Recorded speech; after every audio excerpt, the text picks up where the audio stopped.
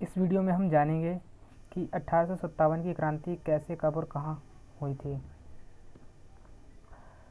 1857 की क्रांति के समय ब्रिटेन के प्रधानमंत्री पामस्टन थे। पामस्टन थे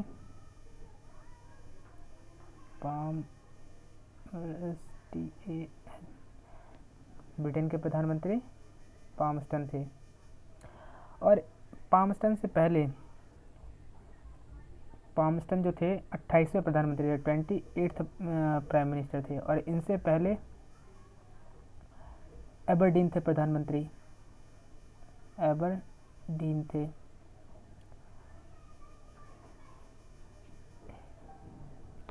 और ब्रिटेन के सबसे पहले पीएम, ब्रिटेन के सबसे पहले पीएम जो थे वो थे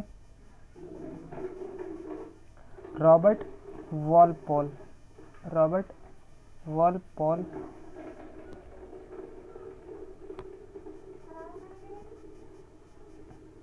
रॉबर्ट वॉलपोल थे। अभी जो कि 55वें प्रधानमंत्री हैं ब्रिटेन के, वो है बोरिस जॉनसन। बोरिस जॉनसन, ऐसा ही बोरिस जॉनसन है। और 1857 की क्रांति के समय भारत के गवर्नर जनरल जो थे वो थे कैनिंग। कौन थे? कैनिंग, जिनकी नियुक्ति लॉर्ड डलहौजी के बाद हुई थी। लॉर्ड डलहौजी का गवर्नर जनरल का कार्यकाल जो था 1848 से 1856 तक का था। कब से कब तक का? 1848 से 1856 तक का कार्यकाल था इनका।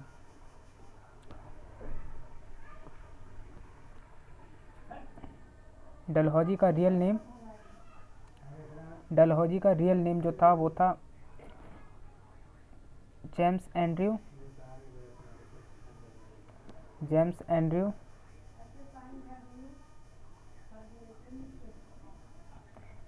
रामसे। जेम्स एंड्रयू रामसे याद रख सकते हैं, यही बहुत है।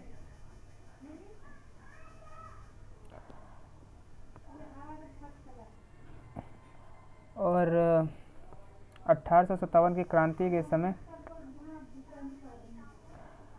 मुगल शासक जो थे वो थे बहादुर शाह जफर, जिनको बहादुर शाह सेकंड भी कहा जाता है।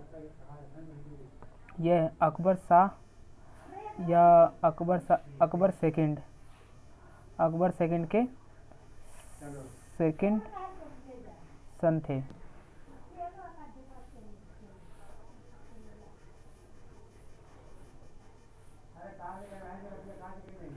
विद्रोह का प्रतीक जो था वो था कमल और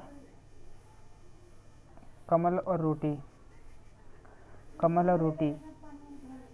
क्रांतिकारियों ने इसे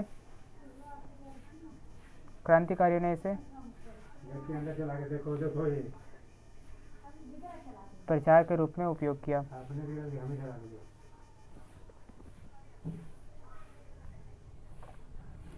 लॉर्ड डलहौजी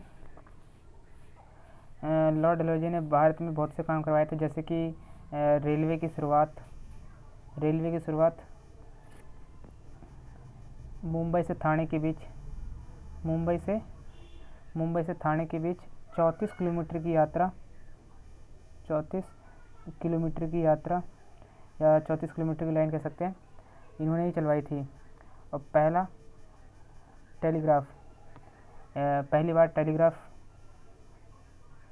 टेलीग्राफ इंडिया में इन्होंने ही प्रस्तुत किया था। और एक और था, वो था PWD, जिसका फुल फॉर्म जो है पब्लिक वर्क्स डिपार्टमेंट। इसकी शुरुआत भी लॉर्ड डलहौजी के समय ही हुई थी।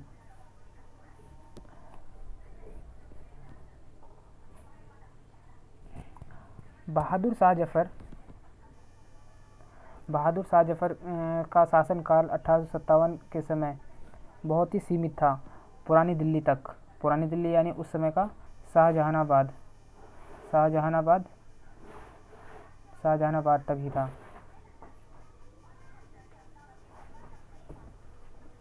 और 1857 की क्रांति के समय बहादुर शाह जफर की आयु जो थी वो थी 82 साल। कितनी थी? 82 साल। और इनकी मृत्यु जो हुई थी 1862 में रंगून में हुई थी। रंगून में हुई थी इनकी मृत्यु। तब उनकी एज थी 87 ईयर, 87 ईयर थी।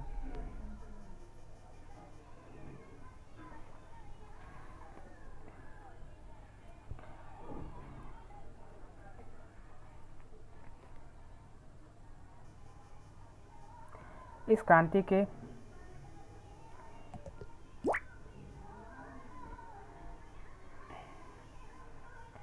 क्रांति के कुछ कारण भी रहे, जैसे कि पॉलिटिकल या राजनीति कह सकते हैं। पॉलिटिकल, सामाजिक कारण। पहले पॉलिटिकल रीजन को देखते हैं। तो पॉलिटिकल रीजन में डलहौजी की हड़प नीति, जिसे डॉक्ट्रिन ऑफ लैप्स कहते हैं, इसके तहत लॉर्ड डलहौजी ने अवध, झांसी, संभलपुर, अन्य राज्यों को कंपनी में मिला लिया था। अवध जिसे अभी का यूपी कहते हैं, अवध जो अभी यूपी है, उत्तर प्रदेश, अवध को 1856 में लॉर्ड डलहौजी ने अपने कंपनी के शासन में यह कहकर शामिल कर लिया था कि इनका शासन जो है कुशासन है, शासन सही से नहीं कर पा रहे हैं, यह बोलकर अपने अधीन कर लिया था।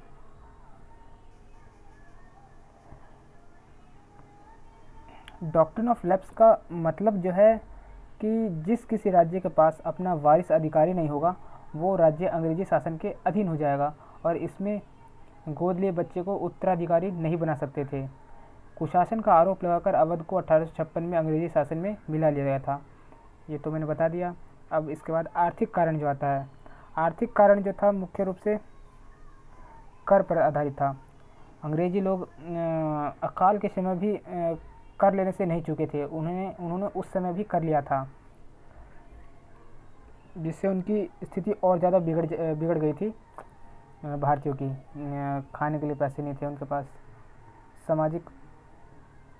सामाजिक कारण में देखा जाए तो रूढ़िवादी धारणाएं हैं, और 1850 में एक नियम आया जिसके तहत अंग्रेज लोग ले गए थे ये नियम, जिसके तहत ईसाई धर्म अपनाने वाले को ही उसकी संपत्ति मिल पाएगी या पूर्वज की संपत्ति मिल पाएगी, नहीं तो उस पर अंग्रेज़ों का अधिकार हो जाएगा। और इसी समय ईसाई क्रिश्चियन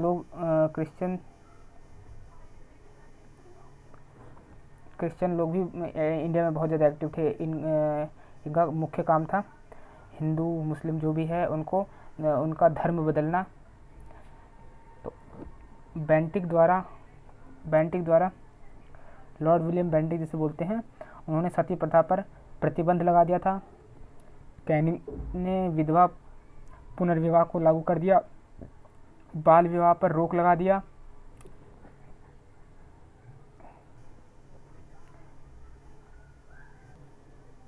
यह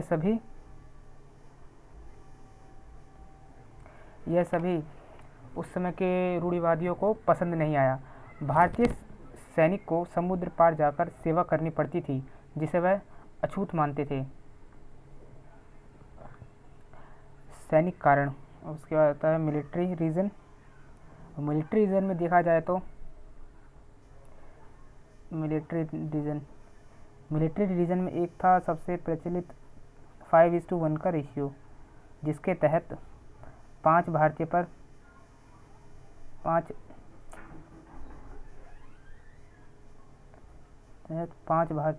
1 मिनट।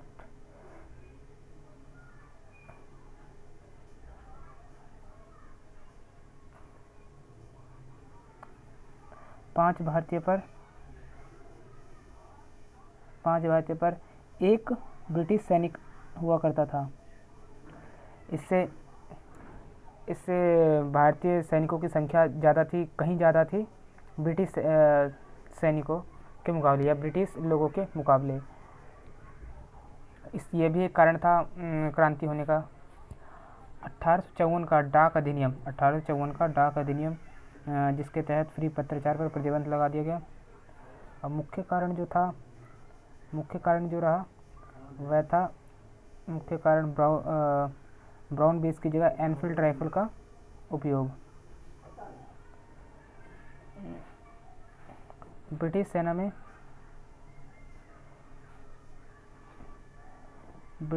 में 87% से ज़्यादा भारतीय सैनिक थे और एक ही रैंक के भारतीय सिपाहियों के साथ भेदभाव जैसे वेतन में कमी, आदर ना मिलना, इसके अलावा भारतीयों को सूबेदार रैंक से ऊपर की पदवी नहीं मिल पाती थी किसी भी कीमत पे, चाहे वो कुछ भी कर लें।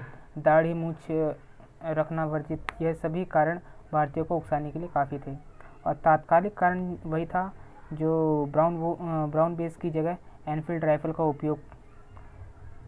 यह एनफील्ड राइफल ब्राउन बेस की तुलना में आधुनिक था, परंतु कारतूस भरने की विधि वही थी जिसमें कारतूस को दांत से फाड़कर राइफल में डालनी पड़ती थी और यह कारतूस गाय और सूअर की चर्बी की बनी होती थी। यह खबर सेना में फैली हुई थी। तो जब मंगल पांडे को यह राइफल चलाने को कहा गया तो उन्होंने साफ मना कर दिया। यह घटना बैरकपुर में हुई थी, यानी 29 मार्च 1857 को। मंगल पांडे जो कि 34वीं नेटिव इन्फेंट्री के जवान थे, उन्होंने ताऊ में आकर 2 अंग्रेज, एक लेफ्टिनेंट बाग और सार्जेंट ह्यूसन पर गोली चला दी, जिसमें से एक घायल हो गया और एक की मौत हो गई। इसके फलस्वरूप 8 अप्रैल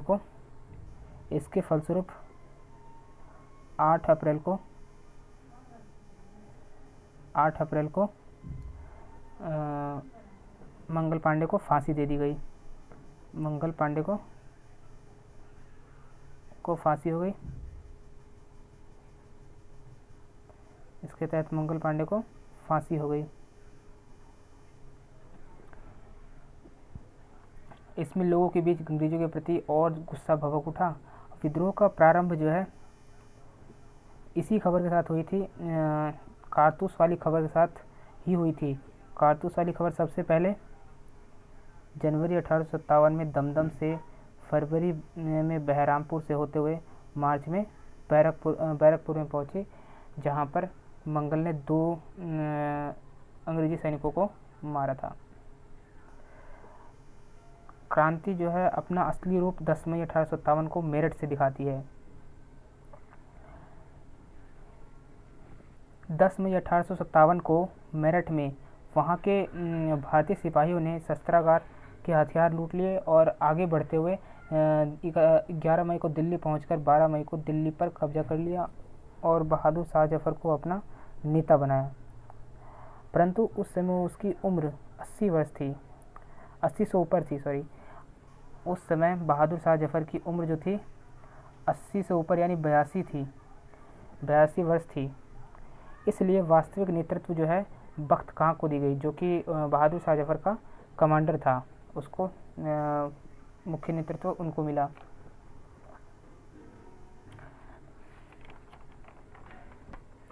इसकी असफलता के कुछ कारण भी रहे, जैसे कि इस विद्रोह का फैलाव पूरे भारत में नहीं हो पाया। नेतृत्व का अभाव, सीमित संसाधन, मध्यवर्गीय लोगों का भी शामिल ना हो पाना, ये सब कारण थे। और परिणाम जो है अंततः ये हुआ कि कंपनी का शासन रोक दिया गया। जब ब्रिटिश ने इस क्रांति पे काबू पा लिया, तब उसके बाद कुछ चेंजेस किए गए शासन में, तो कंपनी का शासन जो है रोक दिया गया और शासन जो है ब्रिटिश क्राउन के हाथ आ गया। यानी अब कंपनी का शासन खत्म हो गया था, ब्रिटिश क्राउन का शासन लागू हो गया था 1858 में। डलहौजी की हड़प नीति का भी अंत हो गया था। देसी नरेश की स्थिति को पूर्ववत रखा गया, यानी उनको वापस दे दिया गया जो जीते गए थे क्रांति में। क्षेत्र उनको वापस दे दिया गया। सेना जो है, फिर सेना में भी बदलाव किए गए। दो भारतीय पर एक ब्रिटिश सैनिक की स्थापना की गई और भारत सचिव की नियुक्ति हुई, जिसमें 15 सदस्यों की मंत्री परिषद बनी। मुगल वंश का तो अंत हो ही गया था बहादुर शाह जफर के साथ। विद्रोह जो है बिहार, बंगाल और उत्तर प्रदेश की वजह से इनको निकालकर सिख और गोरखा लोगों की भर्ती की गई।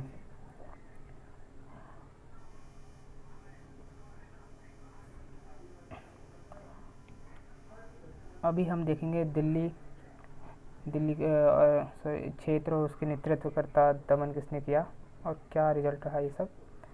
तो दिल्ली का जो है, दिल्ली का नेता जो है या फिर दिल्ली का नेतृत्व बहादुर शाह जफर के हाथ में था। बहादुर शाह जफर यानी अकबर शाह के सेकंड सन। और इस युद्ध में निकलसन की तो मृत्यु हो गई इस झड़प में, और हडसन ने किसी तरह करके या धोखे से बहादुर शाह जफर को पकड़ लिया था। वो पकड़ा इस तरह था कि बहादुर शाह जफर जो है अपने 2 बेटे और एक पोते के साथ मिलकर हुमायूं टॉम में छुपे हुए थे, यानी हुमायूं के मकबरे यानी दिल्ली में जो है वहाँ पर छुपे हुए थे। उनको किसी तरह ढूंढ के लाने के बाद उनके दोनों बेटे और पोते को तो धोखे से गोली मार दी, और उसके बाद बहादुर शाह जफर को कोर्ट में पेश किया गया और उसके बाद उन्हें रंगून भेज दिया गया। फिर उसके बाद उनकी मृत्यु हो जाती है 1862 में, जब उनकी उम्र हो जाती है 87 ईयर 1862 में रंगून में उनकी मृत्यु हो जाती है। इनको कोई बीमारी हो जाती है जिसका इलाज नहीं हो पाता, पैरालाइज हो जाता। हाँ, ये एक तरह से पैरालाइज हो जाते हैं, पैरालाइज होकर मरते हैं ये। अब उसके बाद लखनऊ की कमान जो है बेगम हजरत महल को दी जाती है।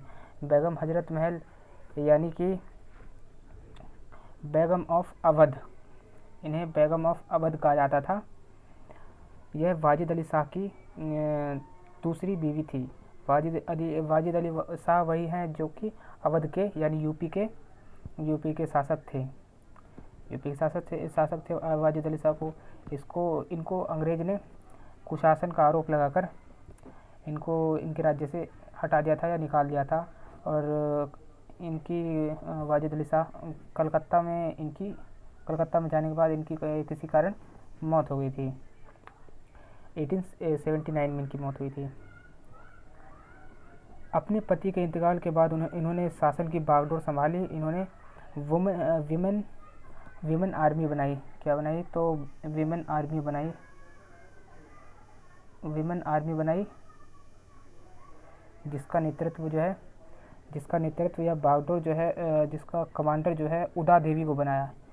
उदा देवी UDATEVI उदा देवी को बनाया।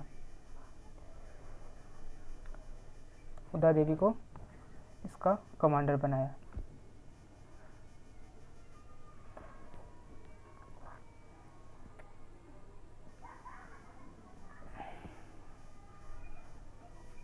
(1857) की क्रांति पर अंग्रेजों व भारतीयों का मत। धर्मांधों का ईसाइयों के विरुद्ध युद्ध। ये कथन जो एलिया रीज ने कहा था। ये कहा था कि धर्मांधों और ईसाइयों के बीच यह युद्ध था। इसमें धर्मांध जो है भारतीयों को कहा गया था, यानी ये धर्म में अंधे होकर ईसाइयों के विरुद्ध ये लड़ रहे थे और कुछ नहीं। और इसी प्रकार टी आर होम्स ने कहा था कि बर्बरता और सभ्यता के बीच ये युद्ध था, जिसमें बर्बर भारतीयों को कहा गया। हिंदू और जेम्स आउटरम और टेलर, इन्होंने कहा था हिंदू मुस्लिम षड्यंत्र था ये बस। और लॉरेंस सीले होम्स ट्रेवलियन, इन्होंने सैनिक विद्रोह बताया इसे। और भारत के प्रसिद्ध इतिहासकार जिनका नाम R.C. मजूमदार है, उन्होंने तो यह तक कह दिया, उन्होंने भी कुछ सही नहीं कहा ना प्रथम स्वतंत्रता संग्राम, ना प्रथम राष्ट्रीय आंदोलन और ना ही स्वतंत्रता संग्राम, जो कि एक तरह से कोई पॉजिटिव थॉट नहीं था उनकी तरफ से। सकारात्मक मत भी इन्हें कुछ मिले, जैसे कि वी डी सावरकर ने कहा यह एक तरह से प्रथम स्वतंत्रता संग्राम था। और राष्ट्रीय विद्रोह कहा था डिजरेली और अशोक मेहता ने। अशोक मेहता ने कहा था यह एक तरह का राष्ट्रीय विद्रोह था। दुर्गादास सर सैयद अहमद खान ने ब्रिटिश मत का समर्थन करते हुए इसे सैनिक विद्रोह बताया। 1857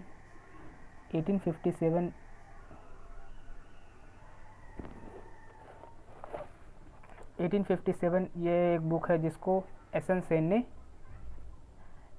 ने लिखा था।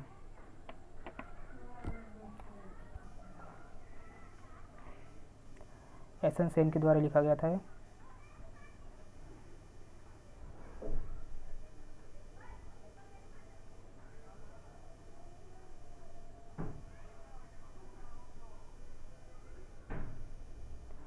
और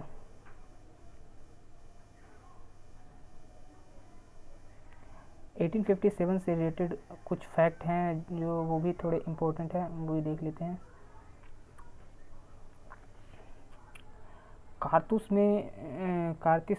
में जो चर्बी लगी हुई थी सुअर और गाय की, उसे अंग्रेज़ों ने बदलने का प्रस्ताव रखा था, जो कि उन्होंने कहा था कि इसकी जगह हम बकरे और मधुमक्खी की छत्ते का उपयोग करके कारतूस बनाएंगे।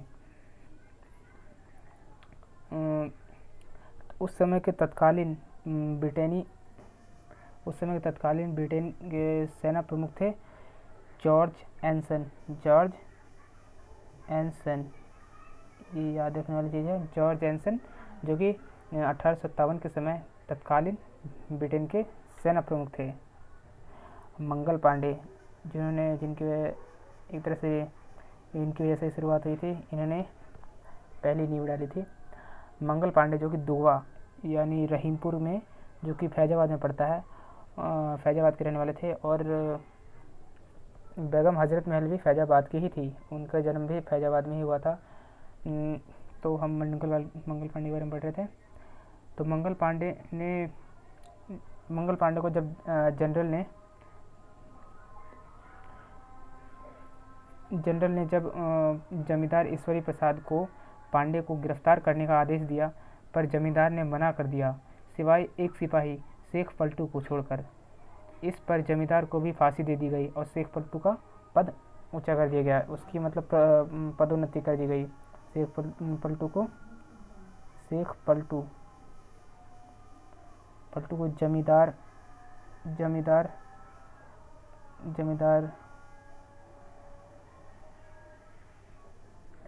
करके जमींदार जैसी कोई रैंक दी गई थी।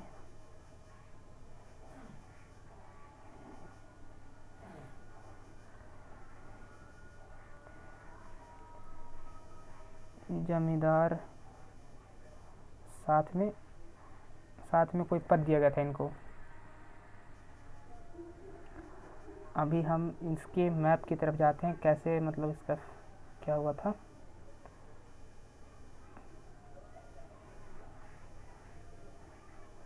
कानपुर का जो है नाना साहब ने किया था।